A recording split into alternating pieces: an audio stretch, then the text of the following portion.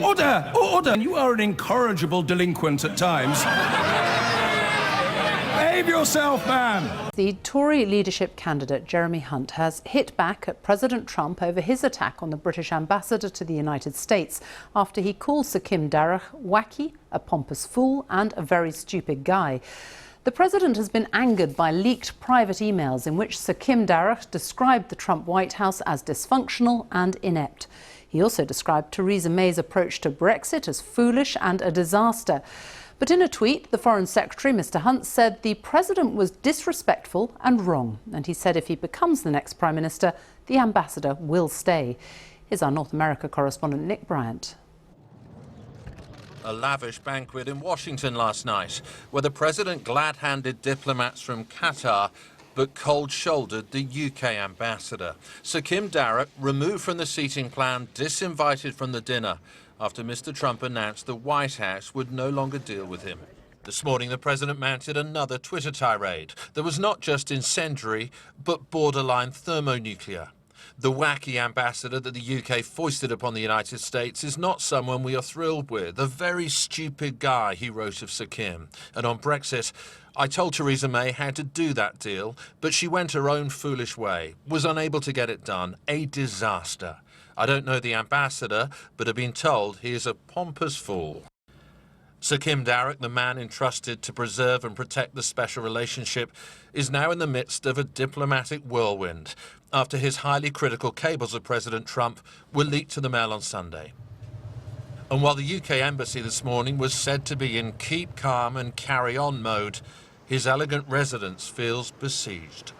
Sir Kim was supposed to be at a meeting today between Ivanka Trump and the International Trade Secretary Liam Fox. But we understand that he decided not to attend, partly because he didn't want to put the president's daughter in an embarrassing situation. That decision was taken before the latest tweet storm. Yesterday, Donald Trump said the good news was that the wonderful United Kingdom would soon have a new Prime Minister. And his favoured candidate, the former Foreign Secretary Boris Johnson, today pointedly failed to back the UK ambassador. The United States has been, will be, for the foreseeable future, our #1 political, military friend and partner. And we're going to continue to stress the vital importance of that relationship, believe me. His rival for the Prime Ministership, the present Foreign Secretary Jeremy Hunt, said on Twitter, the President's comments were disrespectful and wrong to our Prime Minister and my country. Donald Trump started his relationship with Theresa May with a gentle tap on the hand. He's ending it with what feels like a kick in the teeth. Nick Bryant, BBC News, Washington. So Donald Trump didn't just attack the British ambassador to the US. In his tweets this morning, he laid into Theresa May, describing her actions as foolish and claiming her Brexit deal had been a disaster because she'd failed to listen to him. Number 10 insisted the PM had personally given her full confidence to Ambassador Sir Kim Darroch, while the Foreign Secretary and Tory leadership contender Jeremy Hunt called Mr Trump's comments disrespectful and wrong. Here's our political editor, Gary Gibbon. But this is a great room, many friends, and everybody I know and recognize just from reading about it. Only one man missing from President Trump's dinner at the White House last night for the Emir of Qatar. Disinvited, Britain's ambassador to the United States. The White House disinvites the British ambassador from a high-level dinner overnight after the ambassador is caught ripping the president in diplomatic cables leaked to the media. This morning, Sir Kim Darroch decided to pull out of a meeting scheduled between Ivanka Trump and the Trade Secretary Liam Fox. Soon after that decision, President Trump piled in with another tweet. The wacky ambassador that the UK foisted upon the United States is not someone we are thrilled with, a very stupid guy. He should speak to his country and Prime Minister May about their failed Brexit negotiation and not be upset with my criticism of how badly it was handled. I told Theresa May how to do that deal, but she went her own foolish way, was unable to get it done. A disaster. I don't know the ambassador, but have been told he is a pompous fool. Kim Darroch and the President in happier times. The Foreign Secretary Jeremy Hunt responded to the President's abuse with his own tweet. These comments are disrespectful and wrong to our Prime Minister and my country. If I become Prime Minister, our ambassador stays. Boris Johnson took a different tone. Is he right to criticise the current Prime Minister and also the way that the Brexit negotiations have been handled so far? It's not. Look, I've myself have said some pretty critical things about the Brexit negotiations so far, and you know, I wouldn't. That's one of the reasons I'm standing tonight. The president first tweeted an attack on Theresa May last night, saying what a mess she and her representatives have created on Brexit. The good news for the wonderful United Kingdom is that they will soon have a new Prime Minister. That only 1 month on from his London trip when he sang her praises. Perhaps you won't be given the credit that you deserve if they do something, but I think you deserve a lot of credit. I really do. I think you deserve a lot of credit. The United States and the UK have all had ambassadors kicked out of countries by hostile, unfriendly governments, but to have this level of unfriendliness and insults between, you know, two closest allies in the world is really unprecedented. Does it tell us how shallow perhaps the relationship is with this president and this country, and whatever words he uses on a state visit don't mean much? No, I disagree that the relationship is shallow. I think the relationship is very deep and enduring. I think it tells us how shallow this president is. If you were giving advice to the British Foreign Office scratching its head now wondering how it should respond, what would your advice be? I mean, my advice would be take a deep breath and let this play out for a couple of days. The president is easily distracted and this may blow over quickly. Short attention span may do it. Exactly. President Trump insisted it was the Queen who impressed him on his state visit to Britain, and he recently told Fox News he believed he'd given her one of the happiest times she'd known in a quarter of a century. Well, joining me now from Washington, D.C. is Corey Lewandowski, who was campaign manager for Donald Trump's presidential campaign for a time and remains a close supporter and confidant. I mean, give us an insight into this man's brain. I mean, what on earth does he think he's doing, attacking his closest ally like this? Well, I think what we've seen from the time that he came down the escalator until today is that this president is a great counterpuncher. And when someone attacks him, he does not let it go unanswered or unresolved. But Theresa May and what didn't we have attack seen him. and what you failed to mention, is that the information that precipitated all of this was because of the cables and the disrespect that your ambassador to the United States showed this president, and this president responded in kind. But Theresa Can May you didn't imagine for attack 1 him. second? Just hold on a second. Theresa May didn't attack him. Theresa May is the Prime Minister, I and she said understand that. these emails, which are perfectly normal diplomatic emails, exactly the same as the American diplomatic service sends to your president, were the view of the ambassador, not of the country. What doesn't he understand about the way diplomacy works? Look, I think Theresa May should have recalled Kim immediately upon those cables being leaked. They were over the top, they were outrageous, they were disrespectful, and they were not professional. And look, they make Britain look bad for the relationship that we need to continue to have. That's exactly what they were diplomats highly do. professional? That's entirely what diplomats do. It's exactly what American diplomats do. Can you imagine for 1 second? Did America didn't recall its ambassadors, did it, when American cables were leaked by WikiLeaks? Should it have done? If Woody Johnson, the ambassador of the United States to the UK, said the exact same thing about the Queen, you'd be up in arms and you'd be asking the president to recall Woody from his post. It's not the Queen. The difference now is that you have an election in 2 weeks. You have an election in 2 weeks, and what you will see is that your country is going to move in a different direction. I believe that Boris Johnson is going to be the next prime minister, and he's already been very clear that Kim will no longer continue to hold his position in the United States if he is elected. And I think that's a good step to refresh and resolve this conflict that we now have before us because of the leaked cables that your country put out. Do you not realize that Boris Johnson called Donald Trump stupefyingly ignorant? Oh, I understand there's a new opportunity when you have a new prime minister. And I understand that every time a new election takes place, there's an opportunity to have a different relationship. Look, if you would have told me 3 years ago that the President of the United States' closest relationships would be with Abe of Japan and Macron of France, I would never have believed it. But they found a way to work together, even though many times they fundamentally disagree on issues, because that's the mutual respect they have for each other. And so I think the country of the UK is going to have a unique opportunity in 2 weeks when they elect a new prime minister and send a new representative to Washington, D.C. So do you think the United States should have recalled its ambassador to the UK when those, some would say outrageous communications about the British government were leaked by WikiLeaks 8 years ago or 9 years ago, whenever it was, you know, that called into question serving British ministers? Was the United States outrageous in those days? Look, that was under the Obama administration, so I don't have any recollection of it. Well, you didn't know about it. So, that's the trouble, isn't it? A lot of you don't know about what you're referring to. I'm referring to today. Look, I'm referring to today, and we're supposed to have this amazing relationship between these two important superpowers, one of which I thought was such a great trip that the president just had to the UK just a month ago. Exactly. And I thought by all accounts Britain it was rolled out well the red done. carpet. It was well paid a lot of rehearsed. money, but then to and then see this is these how cables, you repay it. No, look, you're misinterpreting. We didn't put the cable out. This cable came from the UK back from the UK Prime Minister. The cable was a private cable. Well, how did it get out? Because we didn't have access to it. Did you leak it?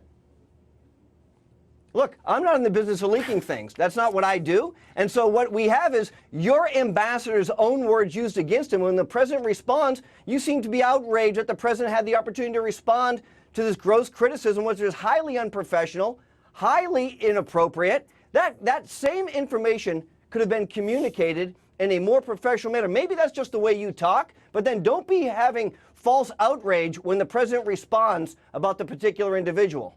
Do you think that Donald Trump knows about Boris Johnson calling him stupefyingly ignorant? And do you think he would still... I have no idea if the president knows that. I mean, do you think he would still think of him as a great friend if he knew?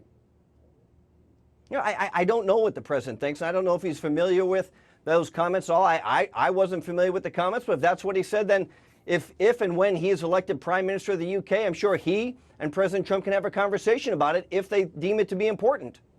I mean, it's not an election, but that's another matter. Corey Lewandowski, thank you very much indeed for joining us. Well, joining me now from the House of Commons is the independent MP Nick Bowles. Now, he's demanded an apology from President Trump over what he called a disgraceful and offensive attack on Her Majesty's government. I don't know whether you heard the president's associate, Corey Lewandowski. He is close to Donald Trump, we know that. What do you make of the American attitude? Well, I think that what we have to understand here is that the job of diplomats is to provide confidential briefings to ministers and prime ministers and presidents about the governments of the countries that they're in. And I'm sure that every single week President Trump receives briefings about the state of the British government and the state of Brexit, which probably, if they were leaked, would not be very flattering to our ministers and our government.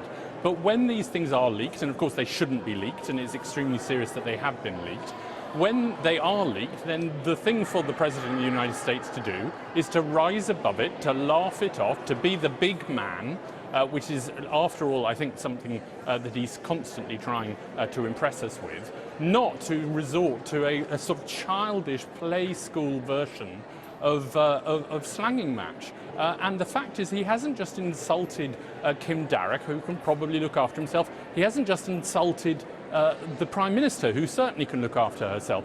He's insulted Her Majesty, the Queen, whose hospitality he took only a few weeks ago.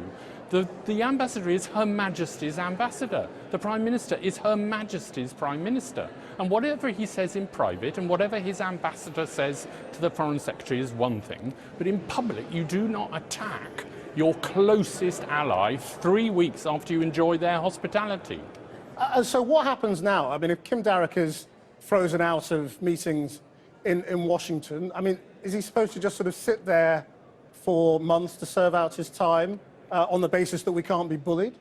Well, I think it's incredibly important that we do not allow foreign leaders, however powerful, to pick and choose who are our ambassadors. And some things are important to defend. And of course, you know, it is unfortunate this has happened and it will diminish the quality of his relationships with the administration. But the ambassador doesn't conduct diplomacy single-handedly. And it is an incredibly important principle. I'm glad to say that the Foreign Secretary, Jeremy Hunt, has restated it, that we choose our ambassadors and that if he, Jeremy Hunt, becomes Prime Minister, that he will insist that Kim Darroch stays in post. Now what we need to hear is whether Boris Johnson is willing to make the same commitment, or is he going to say that actually dancing to the tune of the very volatile American president is more important to him than standing up for the independence of the United Kingdom? Nick Bowles, thank you very much. Thank you. Well, a short time ago, I spoke to Tom Fletcher, former UK ambassador to Lebanon and author of The Naked Diplomat. And I asked him if he thought this would change how ambassadors behave. Well, I think there was already an erosion of that line between public servant off camera and minister on camera. That was happening anyway. And mainly as a result of social media. You have ambassadors out there in the field with huge social media profiles of their own, sometimes actually larger than ministers. So there was already a kind of fluid approach. I hope that ambassadors won't stop being incredibly candid, honest, in the way that Kim Darroch was in his telegrams. It would be a great shame to lose that. But if there's now a good chance that your telegrams will either be leaked or hacked by a foreign power, are you going to be as candid? There's definitely an increased risk, but it's not the first time it's happened. You know, previous ambassadors in Washington had telegrams leaked. There was one about Barack Obama being too aloof and so on. It was manageable. We all moved on. A couple of days, an apology. WikiLeaks, you know, the largest release of these sorts of cables ever. But the difference this time is Donald Trump's reaction, isn't it? That's the point. I mean, because he's now taking it seriously. He hasn't risen above it, and he's now tweeting like crazy. Yeah, so fortunately for us, Kim Darroch is a fairly thick-skinned ambassador. He's a brilliant ambassador, but he can take it. He's quite resilient.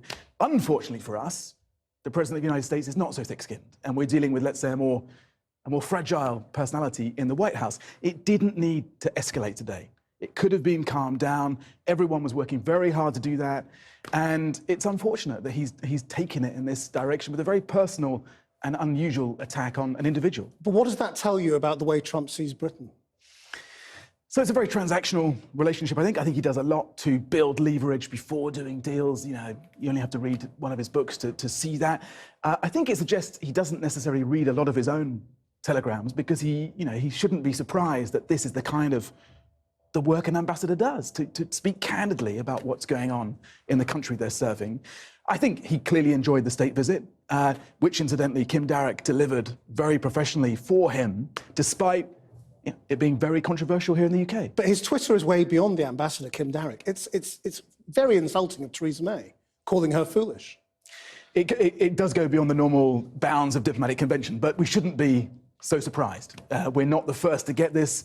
We won't be the last. There's a sort of showbiz, panto element but this to the hasn't tweeting. happened with America and Britain before, has it? I mean, that kind of... Let's not pretend this isn't a good day. This has been a rough day, and tomorrow will be another rough day. Who knows what will be issuing from the presidential Twitter later on. But the relationship itself is resilient. And I'm sure, by the way, that Kim Darroch is getting huge numbers of messages from professional bits of the US system saying, stay calm, write it out, we're still allies, the friendship is intact. So are you saying that fundamentally that this doesn't really change anything long term?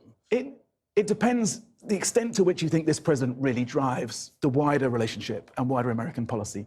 There were two schools of thought, really, about how you handle this president in the White House. Either you just try and keep it all calm and just ignore all this stuff, or you face up to it. And I think what we've seen, one of the encouraging things we've seen in the last 24 hours is the PM spokesman coming out strongly in defense of our ambassador, the British ambassador, appointed by Her Majesty the Queen and not by President Trump. You've seen ministers, Alan Duncan in the House, Jeremy Hunt has just come out very strongly as Foreign Secretary. So I think we're standing up collectively in a robust way, and I think he needs to hear that. Thank you very much. Thank you.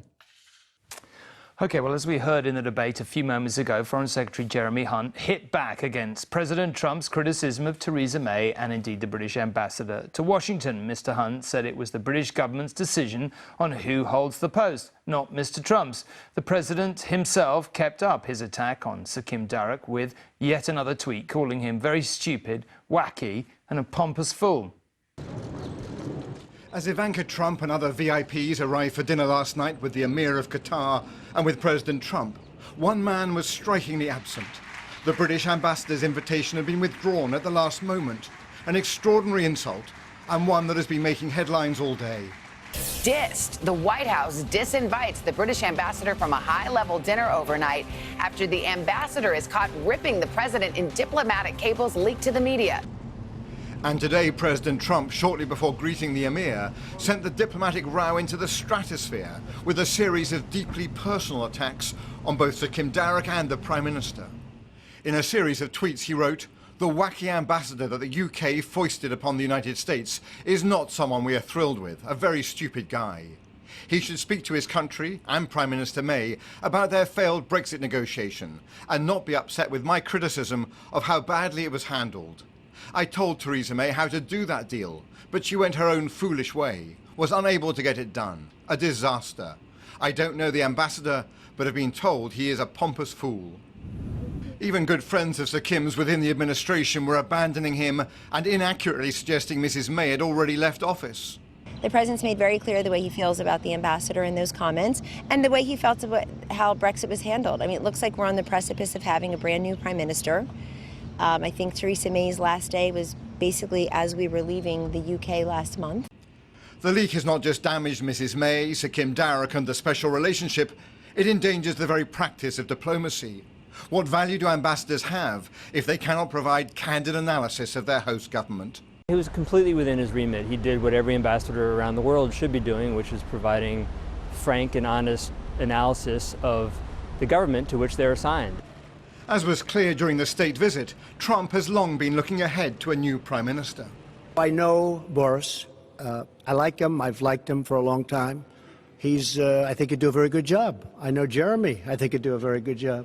But Jeremy Hunt has tweeted back at the President today, criticising the conduct of the White House and insisting that Darroch should stay in place. The President's attempt to humiliate and to ostracise a key ally's ambassador is really without precedent.